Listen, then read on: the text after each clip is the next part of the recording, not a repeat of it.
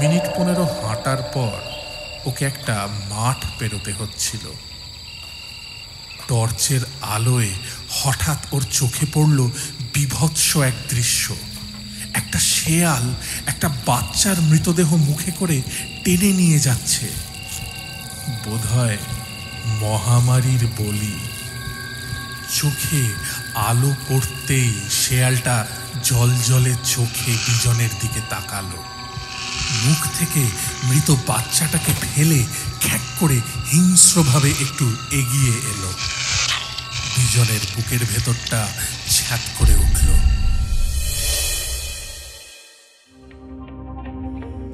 ও শুনোর নিবেদনে আপনারা শুনছেন বাংলা সাহিত্যের কিছু অলৌকিক এবং কিছু অতি প্রাকৃত গল্পের সম্ভার।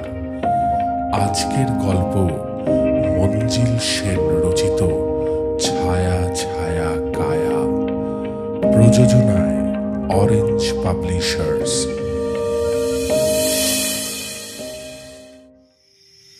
বিজন যখন ট্রেন থেকে নামলো তখন অন্ধকার নেমে এসেছে। ছোট্ট স্টেশন, মেলগাড়ি তো দূরের কথা, সব প্যাসেঞ্জার ট্রেনও থামে না এখানে। দিনে মাত্র দুবার গাড়ি থামে। একবার সেই সকালে কলকাতার দিকে যখন গাড়ি যায়, আর সন্ধেবেলা যখন কলকাতা থেকে আসে। এই স্টেশন ছুঁয়ে ধুঁকতে ধুঁকতে চলে যায়। আশেপাশের কয়েকটা গ্রামের মানুষের অনেক দিনের চেষ্টায় এই স্টেশনটা হয়েছে। এর আগে এই অঞ্চলের মানুষকে অনেকটা হেঁটে দূরের স্টেশনে গিয়ে ট্রেন ধরতে হতো। বিজন কলকাতার এক সওদাগরি অফিসে চাকরি করে। আগে সাহেবরা ছিল মালিক, এখন মাড়োয়ারি মনিব। খাটনি খুব, ছুটি ছাটাও কম। ওর নিজের বাড়ি কিন্তু হুগলি জেলায়। রোজ ট্রেনে যাতায়াত করে। মাস 2 হলো ওর বউ 3 বছরের ছেলেকে নিয়ে মায়ের কাছে গেছে। মায়ের খুব অসুখ, দেখবার কেউ নেই। এই 2 মাসে বউ আর ছেলেকে দেখে আসার সময় হয়ে ওঠেনি বিজনের। কাজের চাপও ছিল খুব। কিন্তু দিন 15 আগে বউয়ের চিঠি পেয়েছে। শাশুড়ির অবস্থা খারাপ। তাছাড়া ওখানে নাকি খুব কলেরা হচ্ছে। ছেলেটাকে ও যেন তাড়াতাড়ি নিয়ে যায়। গ্রাম বলতে একেবারেই অজগাঁ। চিকিৎসার কোনো ব্যবস্থাই নেই। অসুখ বিসুখে মানুষকে ছুটতে হয় সেই 3 ক্রোশ দূরে করিমপুরে। সেটাও গ্রাম, তবে বর্ধিষ্ণু। ডাক্তার বদ্যি আছেন। অগত্যা শনিবার অফিস থেকে বেরিয়ে ও এই ট্রেনটা ধরেছে। সবেধন নীলমণি এই ট্রেনটা হাতছাড়া হলেই যাওয়া শিখেই উঠবে। বাসে অবশ্যই যাওয়া যায়, তবে সরাসরি কোনো বাস ওখানে যায় না। 2 বার বাস বদল করতে হয়, সময়ও লাগে অনেক। তাও যেখানে নামিয়ে দেয় সেখান থেকে শ্বশুরবাড়ির দূরত্ব বেশ অনেকটা। স্টেশন থেকেও ওর শ্বশুরবাড়ির গ্রাম যে খুব কাছে তা নয়, মাইল 3-4 হাঁটতে হয়। কিন্তু ট্রেনে অনেকটা কম সময় লাগে, আর বাসের মতো গাদাগাদি আর ধকলও নেই।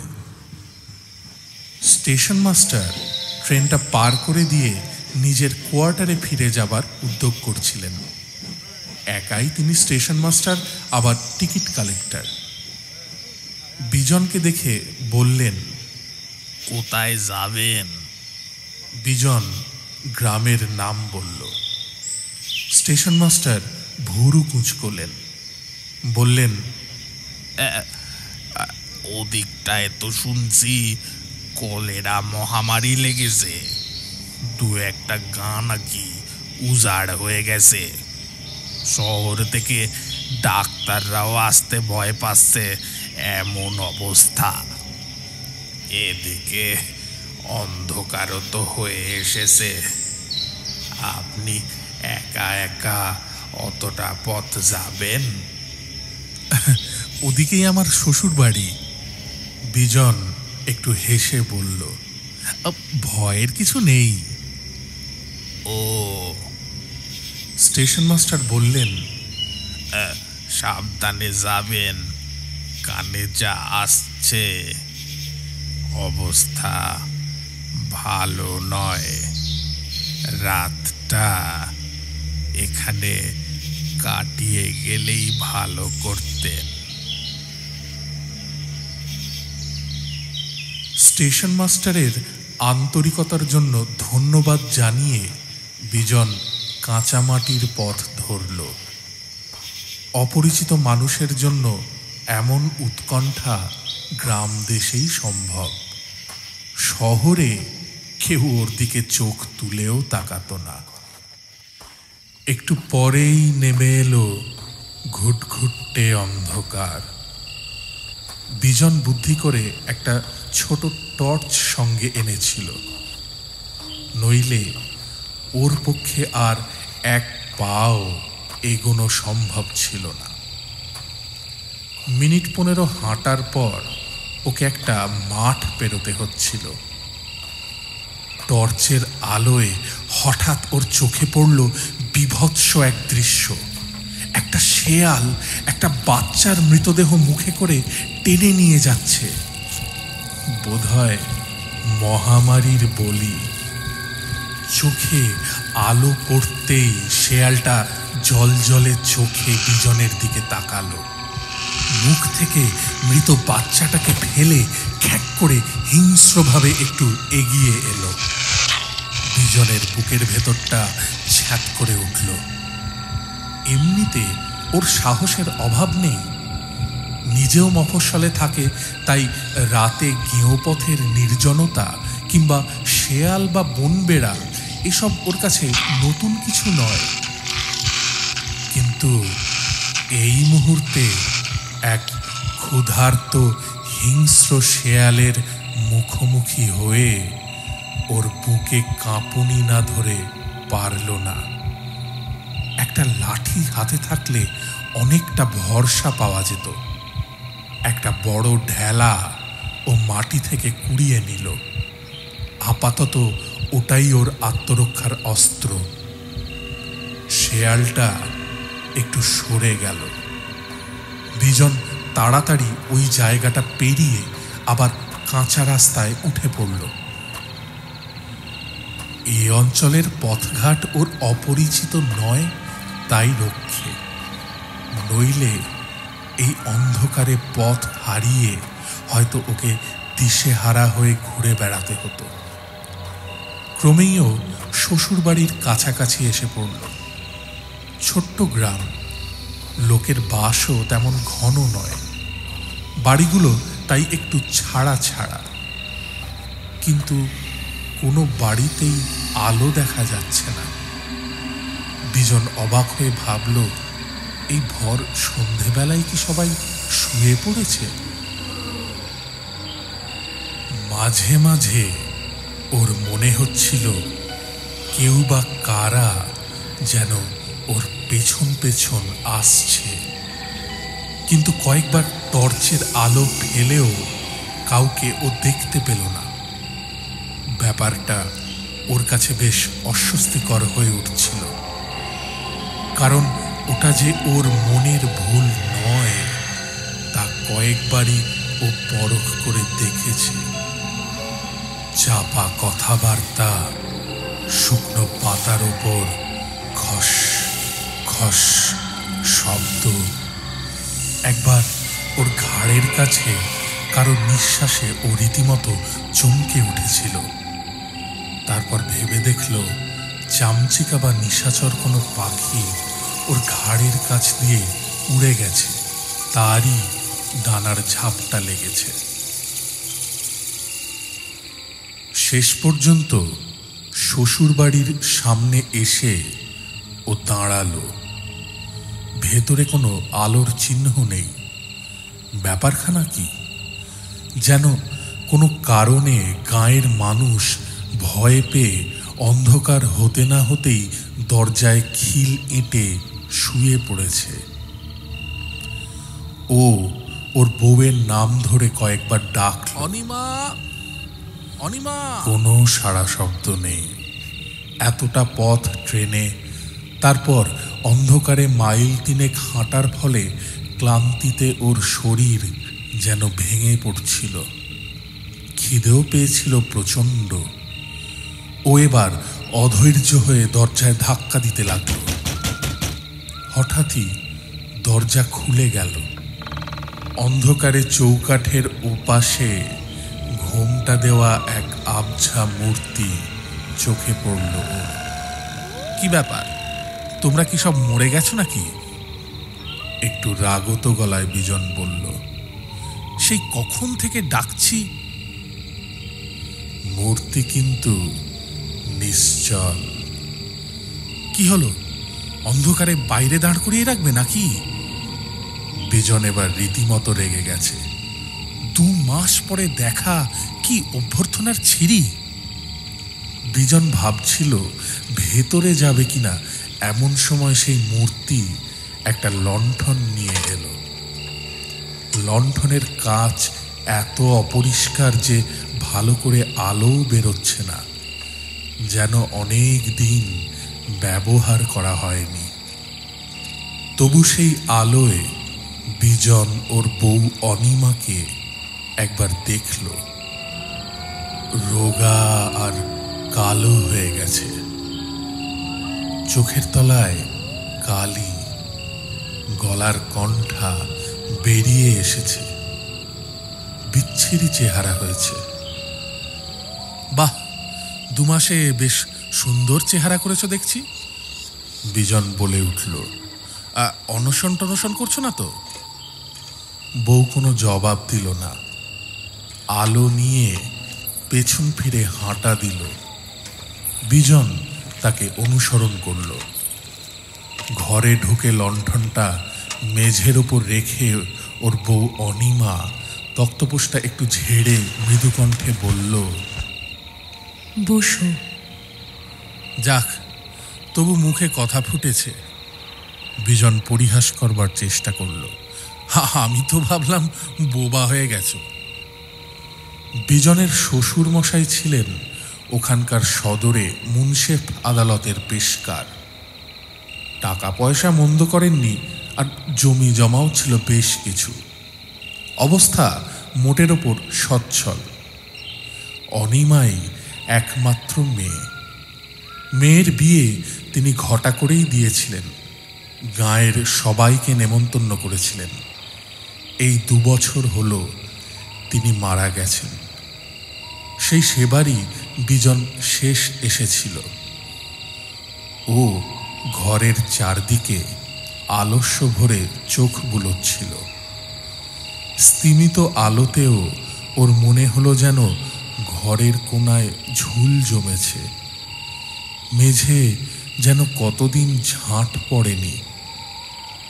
অথচ অনিমার আবার একটু শুচিবাই আছে, নোংরা, 2 চোখের বিষ। বলছি, তোমার মা কেমন আছেন? বিজন জিজ্ঞেস করল। ভালো না। মৃদু কণ্ঠে অনিমা জবাব দিল। মায়ের অসুখের জন্যই অনিমা ঘরদোরের দিকে নজর দিতে পারছে না। বিজন মনে মনে ভাবল, ওর বড় মায়া হলো বউয়ের ওপর। হয়তো এই 2 মাস মায়ের সেবা করে ঠিকমতো নাওয়া খাওয়ার সময় হয়ে ওঠেনি, তাই চেহারার এই ছিরি হয়েছে। বলছি, খোকন কোথায় গো? ও জিজ্ঞেস করল। ঘুমোচ্ছে। তোমার মাকে একবার দেখে আসি চলো। বিজন বলল। অনিমা এক মুহূর্ত কি যেন চিন্তা করল, তারপর বলল, একটু বসো। আমি দেখে আসি জেগে আছে কিনা।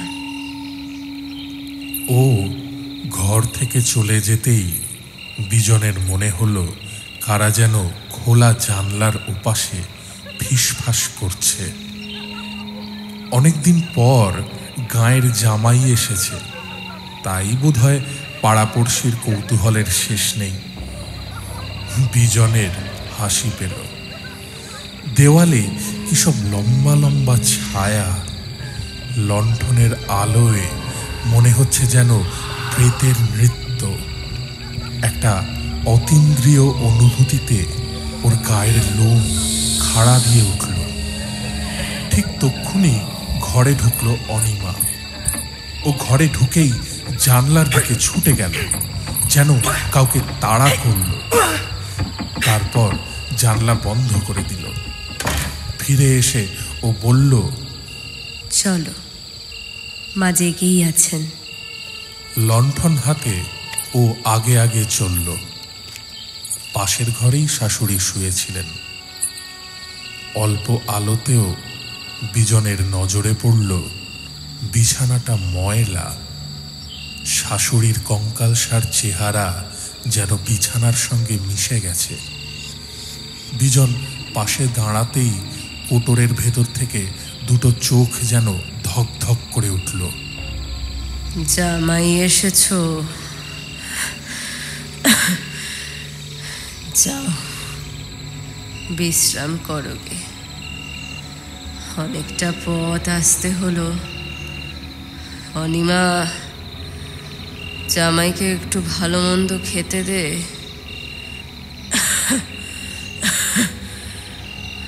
আহা, মুখটা একেবারে শুকিয়ে গেছে। আমারও অদৃষ্ট, বিছানায় পড়ে আছি। এতদিন পর জামাই এলো, তাকে যে একটু যত্ন আত্তি করব তারও উপায় নেই।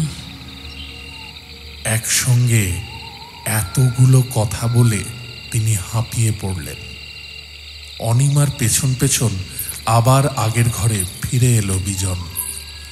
তক্তপোষের ওপর একটা চাদর পেতে অনিমা বলল, তুমি হাত মুখ ধুয়ে একটু বিশ্রাম করো, আমি তোমার খাবার নিয়ে আসছি।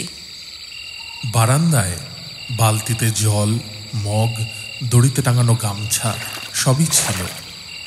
বিজন হাত পা ধুল, ঘাড়ে মুখে ঠান্ডা জলের ঝাপটা দিল। বেশ আরাম লাগলো। ঘরে ফিরে তক্তপোষের ওপর গা এলিয়ে দিল। সারাদিন পরিশ্রম তো কম হয়নি। একটু তন্দ্রা মতো এসেছিল। ওর মনে হলো যেন ছায়া ছায়া কায়া ওকে ঘিরে দাঁড়িয়েছে, ফিস ফিস করে কথা বলছে। অনিমা হঠাৎ একটা কি যেন হাতে নিয়ে ছুটে এলো, ছায়ামূর্তিগুলোর দিকে তেড়ে গেল। ওরা খিলখিল করে হেসে ছুটে পালালো। দুঃস্বপ্ন দেখার মতোই ঘেমে নিয়ে ও ধড়মড় করে উঠে বসল। অনিমা ওর মাথার কাছে দাঁড়িয়েছিল, জানালো যে সে ওর খাবার বেড়েছে। সঙ্গে সঙ্গে খিদেটা যেন চনমন করে উঠল বিজনের। মেঝেতে আসন পেতে মস্ত এক কাঁসার থালায় ভাত দিয়েছে অনিমা। সরু চালের ভাত, বাটি উপুর করে সাজানো। চারপাশের বাটিতে নানা রকম ভাজাভুজি, তরকারি আর মুগ ডাল। বড় বড় দুটো মাছের টুকরো আর বড় রুই মাছের একটা আস্ত মাথা। মুড়ো বিজনের খুব প্রিয়, কিন্তু এই অল্প সময়ের মধ্যে এত সব জোগাড় করলো কেমন করে অনিমা? ও যে আজ আসবে তা তো অনিমাকে জানায়নি। ও অনিমার মুখের দিকে তাকালো। স্থির দৃষ্টিতে ওর দিকে অনিমা তাকিয়ে আছে। কেমন যেন অস্বস্তি বোধ করল বিজন। ভাত ভেঙে মুগের ডালের বাটিটা উপুর করতে করতে বললে, তুমি তো দেখছি দ্রৌপদীকেও হার মানালে। বিনা নোটিশে এমন জামাই ভোজনের ব্যবস্থা করেছ, তুমি বোধহয় জাদু জানো। খাবার সময় ওর আবার সেই অনুভূতিটা হলো, কারা যেন দরজার আড়ালে চাপা গলায় কথা বলছে, রঙ্গরসিকতা করে চাপা হাসি হাসছে। বিজন লক্ষ্য করল অনিমার দৃষ্টিও দরজার দিকে। হঠাৎ ও দরজার দিকে ছুটে গেল, যেন কাদের তেড়ে গেল। ফিরে আসতেই বিজন বলল, কি হলো? কে এসেছিল? ও কিছু নয়, বেড়াল। তুমি খাও। অনিমা ওর থালার সামনে দু হাঁটু মুড়ে আবার বসল।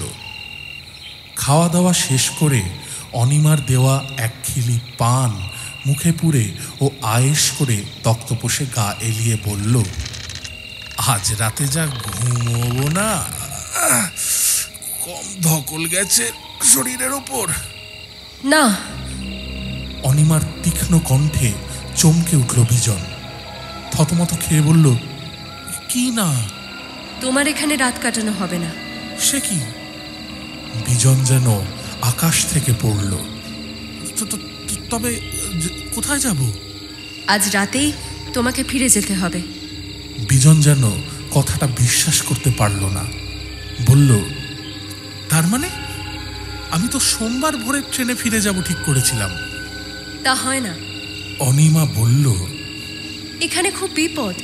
কলেরা মহামারী লেগেছে, বিনা চিকিৎসায় মানুষজন মরছে। তোমার এখানে কিছুতেই থাকা চলবে না। তুমি কি পাগল হলে নাকি? বিজন এবার রেগে উঠল। 2 মাস পর দেখা, আর তুমি কিনা আসতে না আসতেই আমাকে তাড়াতে চাইছো?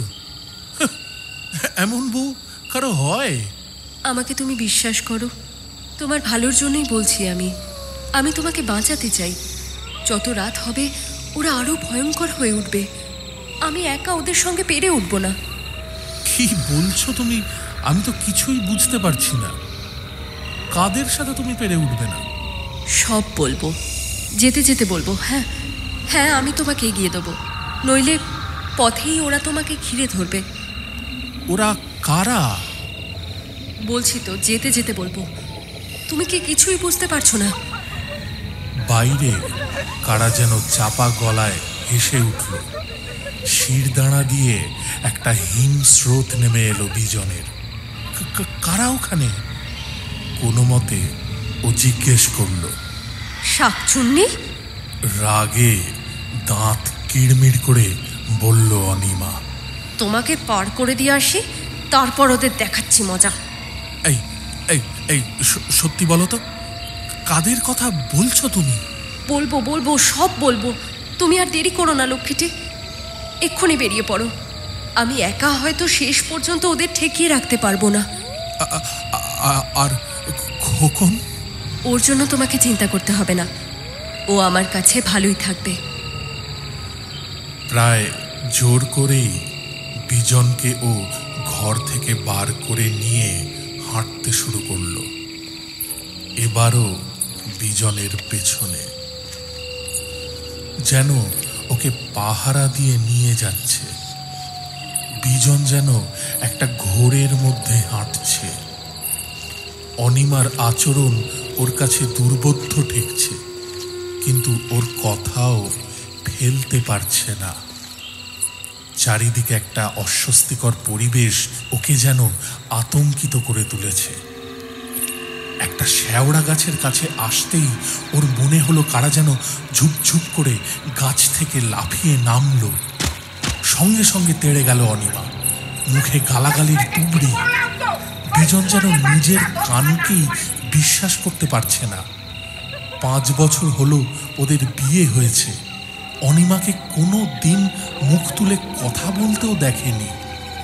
শান্ত ঠান্ডা প্রকৃতির বলে ওর সুনাম আছে।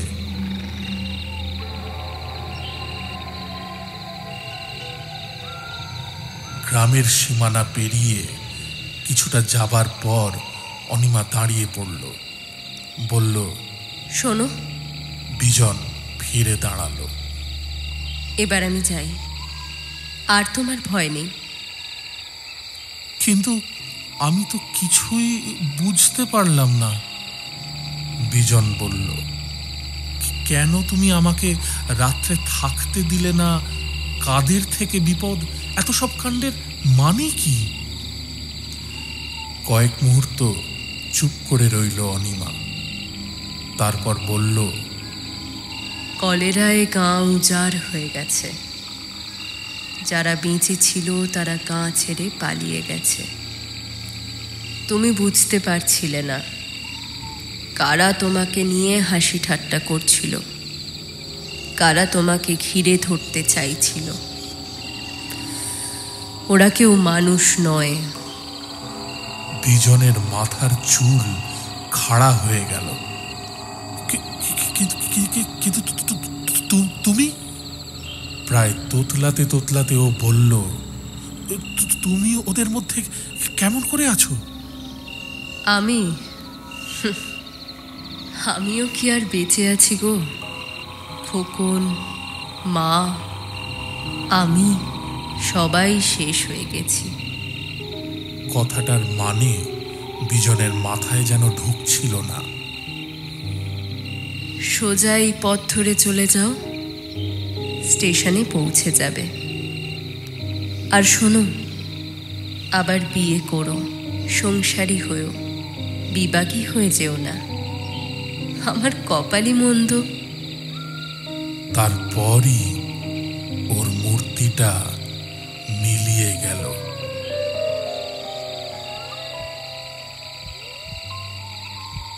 বিজন যে কেমন করে স্টেশনে ফিরে এলো, স্টেশন মাস্টারের কোয়ার্টারে গিয়ে দরজা ধাক্কা দিল,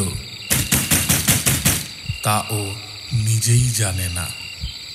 স্টেশন মাস্টার ওর অমন উদ্ভ্রান্তের মতো চেহারা আর মুখের অবস্থা দেখে কি বুঝলেন কে জানে। ওকে ঘরের ভেতর নিয়ে যেতে যেতে শুধু বললেন, তখনই বলেছিলাম রাতটা এখানে কাটিয়ে যান, তা আপনি তো শুনলেন না আমার কথা।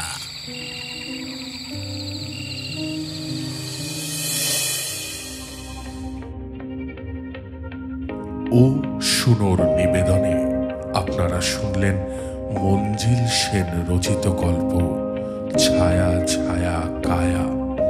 পাঠে সাম্য, ছন্দবাণী। প্রযোজনায় অরেঞ্জ পাবলিশার্স। শব্দ সংযোজন আবহ, ই ফ্ল্যাট স্টুডিও। প্রচ্ছদ আকাশ।